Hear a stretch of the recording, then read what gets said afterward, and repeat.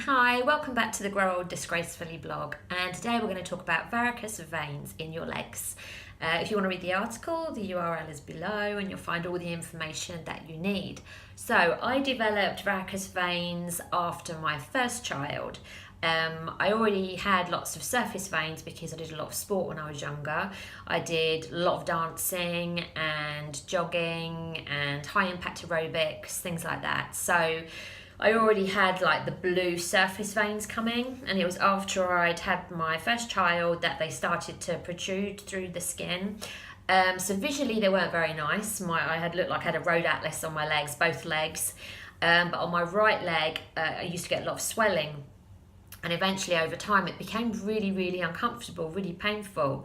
And so much so that sometimes I'd have to actually lay down and put my leg up in my right leg to stop the pain.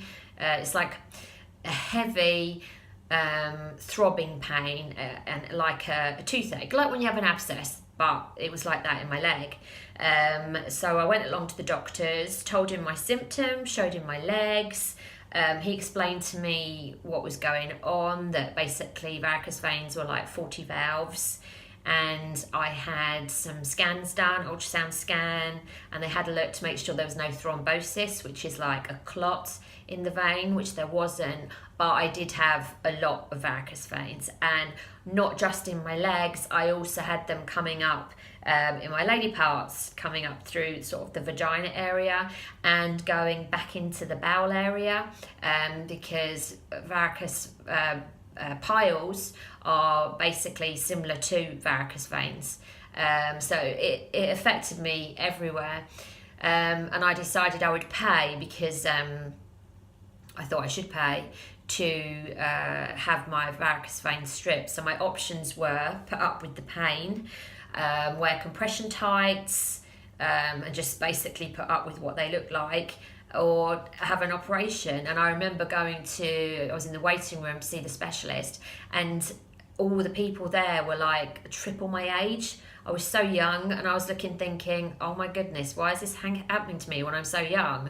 And then in the end I thought, I need to sort this out, because I don't want to go between now all the way through to there and it just getting worse and worse and worse, and my leg becoming like a great big tree trunk where it's swollen. It was weird how it was mainly down my right side, and maybe because I'm right-handed and I use my right side more, I don't know. So my options were put up with the pain, have a ligation stripping, which is what it did have, where they take all the faulty veins away, or you can have a thing called endodermal ablation, where they use heat in the vein to deal with the valves, or sclerotherapy, which is they insert foam into the vein.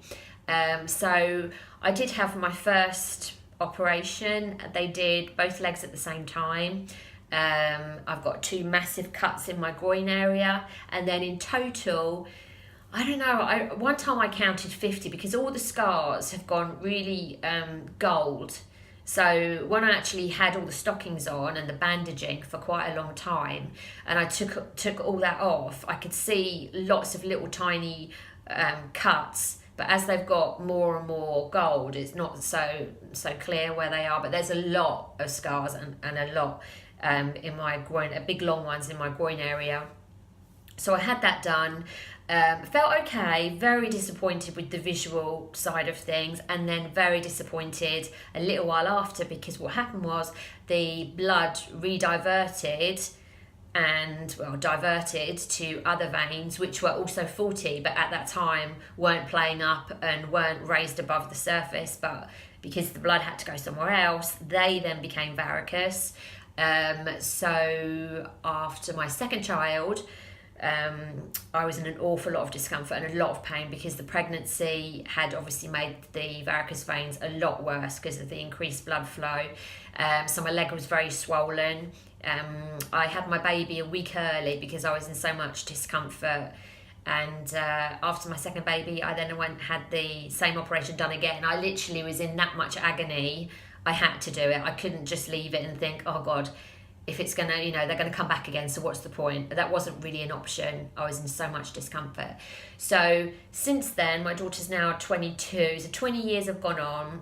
Visually, my legs don't look great. Obviously, I've got great big M25s and then little side roads, little red spider veins everywhere. They're not nice to look at. However, there is no pain.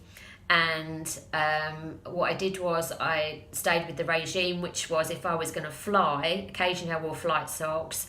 If my legs were really sore and tired, which didn't happen very often, I would make sure I elevated them. And I've always done exercise, which is good, which is why I was quite surprised that, I would suffer with anything circulatory.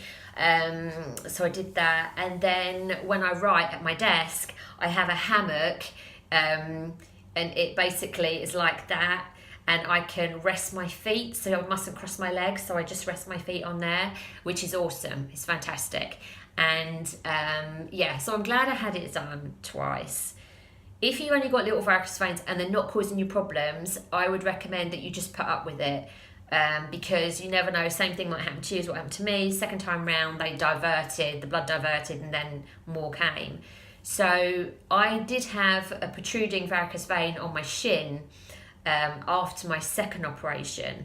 It literally had diverted straight away to there, and it came right out. And the doctor put an injection of foam in there to block one valve, and the swelling went down. So that worked really well. One of my friends has had the injections into the red spider veins to try and dilute the redness and make it disappear. I mean, literally just a little bunch, and she had to have lots of injections done. So it depends how much money you've got, what your health condition is like, what your situation at home is like, if you've got help, because for 6 weeks you can't drive.